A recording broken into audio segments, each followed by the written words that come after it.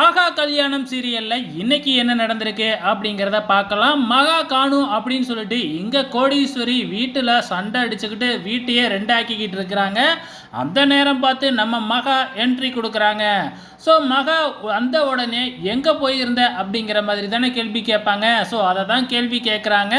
So இப்போ மகா எதுக்கு போனா எதனால் போனா அப்படிங்கிற உண்மையை மகாவால் சொல்ல முடியாது. ஸோ இப்போ பாட்டியே முன்னாடி வந்து நான் சொல்கிறேன் அப்படின்னு சொல்லிட்டு சூர்யா கிட்ட சொன்ன அதே பொய்யையே இங்கேயும் சொல்கிறாங்க. மகாவுக்கு இந்த மாதிரி வேண்டுதல் இருந்ததா, அதுக்காக தான் வந்து ஃபங்க்ஷன் முடிஞ்ச உடனே கோயிலுக்கு போயிருந்தா அப்படின்னு சொல்லிடுறாங்க. இருந்தாலும் ஏன் யாருக்கிட்டேயுமே சொல்லலை அப்படிங்கிற மாதிரி கேள்வி மேலே கேள்வி கேட்குறாங்க. அது மட்டும் இல்லை, இது தாண்டா சான்ஸு அப்படின்னு சொல்லிட்டு சித்ரா தேவி வந்து மகாவோட அம்மா கோடீஸ்வரியை வந்து பெரட்டுன்னு பெரட்டுறாங்க.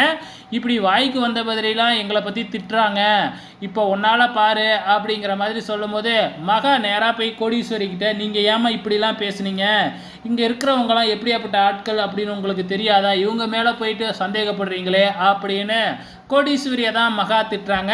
ஒரு வழியாக தாத்தாவும் பாட்டியும் வந்து பார்த்திங்கன்னா எல்லாத்தையும் சமாளிச்சிட்றாங்க. ஏன்னா அவங்களுக்கு உண்மை தெரியும் இல்லையா, அதனால் தாத்தாவும் பாட்டியும் மகாவுக்கு ஹெல்ப் பண்ணுறாங்க. ஸோ நம்ம கோடீஸ்வரியும் கிளம்பி அங்கேருந்து கிளம்பிடுறாப்புல.